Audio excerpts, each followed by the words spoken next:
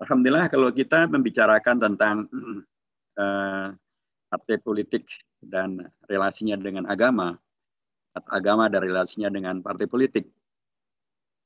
Di bulan Ramadan di Indonesia, sesungguhnya kita mendapatkan sebuah fakta bahwa kemerdekaan Indonesia itu sangat terkait dengan partai politik dan kegiatan politik ya, sekalipun aktor-aktornya banyak yang dari ormas gitu ya, dari Muhammadiyah, dari NU, dari Al-Khairiyah, dari Persis, tapi juga aktor daripada partai-partai jelas sekali. Di sana ada Partai Masyumi, ada Partai Islam Indonesia, ada Partai Syarikat Islam, ada Partai Penyadar, semua dari kelompok partai Islam, selain daripada Partai PNI-nya Bung Karno dan lain sebagainya.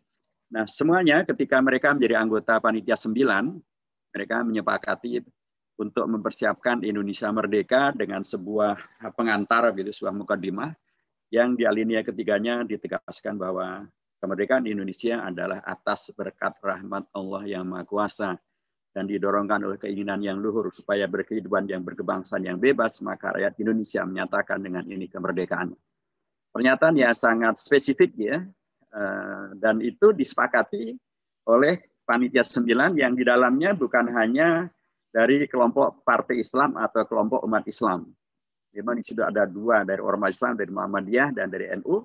Ya Haji Karim Mudakir dan Ki Bagus Kiai Haji Wahid Hashim, Kiai Haji Karim Mudakir dan Kiai Haji Wahid Hashim.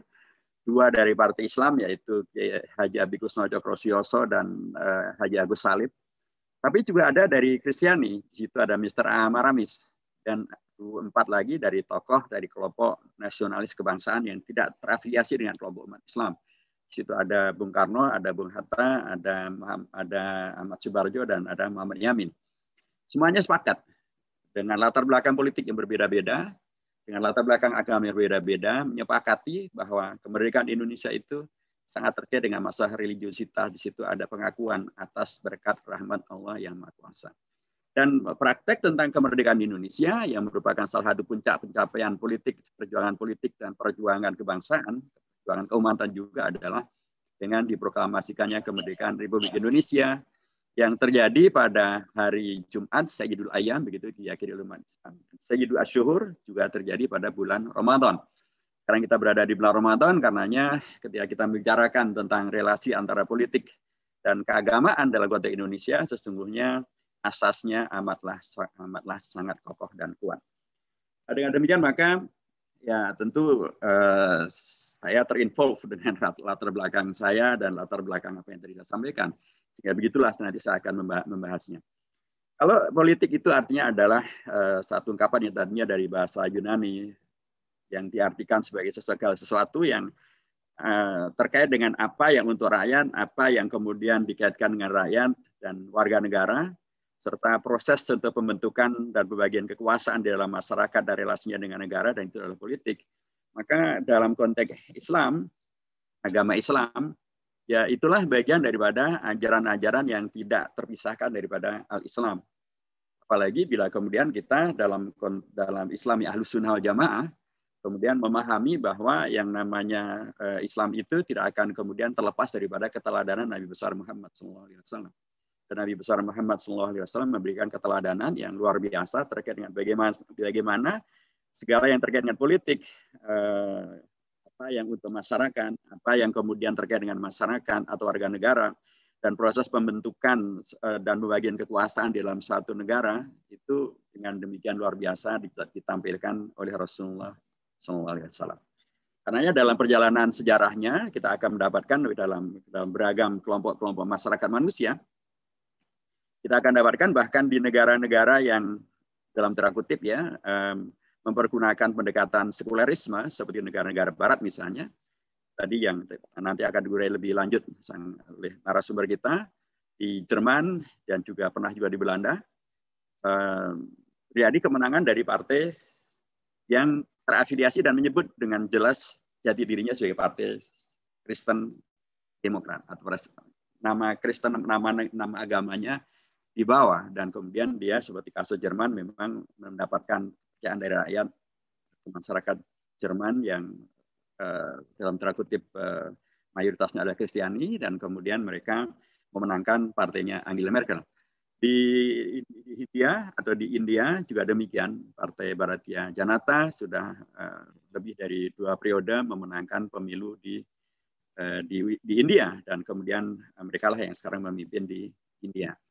Demikian juga di komunitas umat Islam gitu ya, pernah terjadi kemenangan diberikan oleh rakyat kepada partai yang adalah partai Islam. Kita catat misalnya di Aljazair dengan FIS-nya, kemudian di Palestina dengan Hamas-nya, kemudian juga di Mesir dengan partai Al-Adalah wal Hurriyah-nya. Kemenangan, umat memberikan kemenangan pada mereka. Tapi kita mengetahui tentang bagaimana nasib dari perjalanan partai-partai politik ini.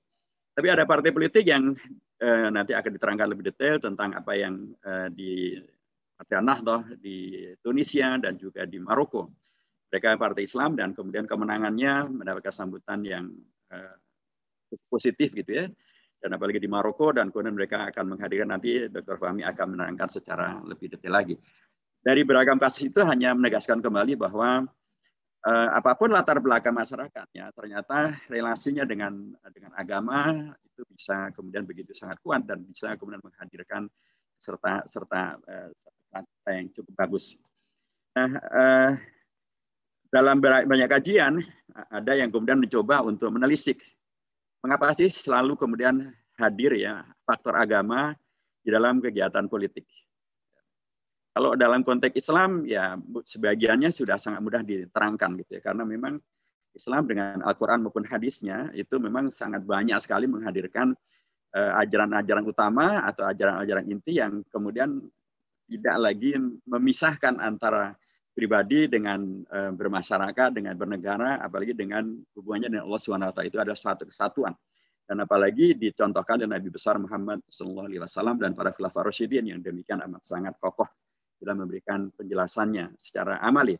Karena memang diyakini bahwa agama adalah sebagai salah satu penggerak mobilisasi sosial maupun politik yang sudah berlaku demikian masih sepanjang sejarah umat manusia. Jadi kalaulah kemudian politik itu adalah terkait dengan penggerakan dan mobilisasi daripada kepentingan publik, maka agama dari dulu memang sudah mempunyai peran yang semacam itu, sehingga wajar bila kemudian ada yang selalu mengkaitkan dan atau kemudian agama terlibat atau dilibatkan dalam kegiatan berpolitik ini atau mobilisasi politik ini. Demikian juga terbukti bahwa sejarah perjalanan kehidupan umat manusia memang banyak sekali yang kemudian terkait dengan peristiwa keagamaan yang merujuk pada 3 agama atau beragama besar ya, merujuk kepada agama Yahudi, Kristiani, Islam, Hindu, Buddha, dan lain sebagainya. Dan itu menghadirkan bagaimana kemudian agama-agama ini menghadirkan pengaruh yang sangat kuat dalam perjalanan sejarah umat manusia, dan kemudian menghadirkan juga kerajaan-kerajaan ataupun kekuatan-kekuatan politik yang di dalamnya ada pengaruh daripada tokoh-tokoh agama atau dari kitab suci daripada agama yang beragam-ragam itu. Nah, bila kemudian kita lihat pada peta dunia sekarang ini, maka kalau ukurannya adalah masyarakat beragama dan bukan beragama, maka masyarakat beragama itu masih lebih dominan ketimbang masyarakat yang bukan beragama. Namanya masyarakat komunis atau masyarakat ateis, tapi masyarakat beragama apapun agama mereka masih lebih mayoritas ketimbang masyarakat non agama.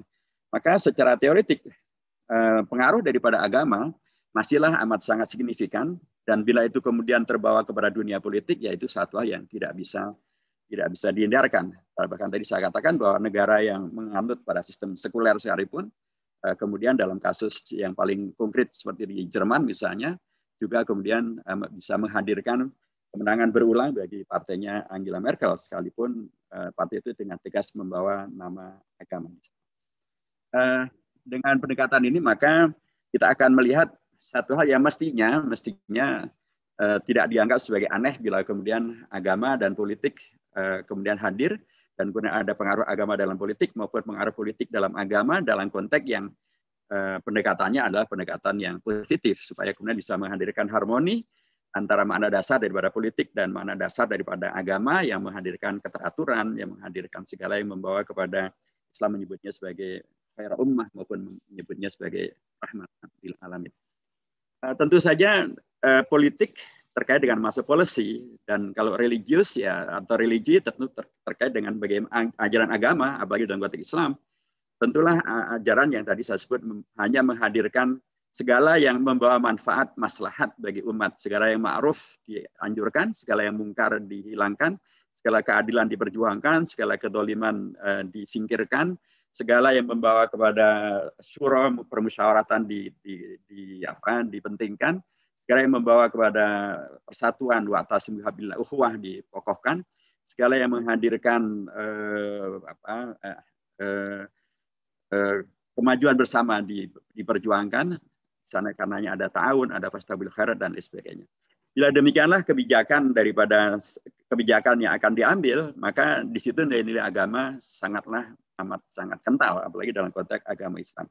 Sehingga tidak aneh bila kemudian dalam konteks rujukan keislaman, kita akan mendapatkan bagaimana Piagam Madinah menghadirkan politik yang religius yang sangat-sangat luar biasa, bagaimana Umar bin Khattab menghadirkan yang disebut sebagai Al-Ahdul Umari atau semacam piagamnya Umar yang diberikan kepada masyarakat Palestina untuk kemudian menghadirkan Fath Al-Quds atau Fath Ilya, bagaimana Ilya Al-Quds Yerusalem kemudian dimenangkan umat Islam, tapi justru menghadirkan keamanan, kenyamanan, kebebasan beragama, dan tidak menghadirkan apa yang dilakukan Israel sekarang, state terrorism yang mengancam bahkan Al-Quds sekalipun. Jadi politik religi dalam konteks ini adalah politik yang kemudian berbasiskan ajaran agama.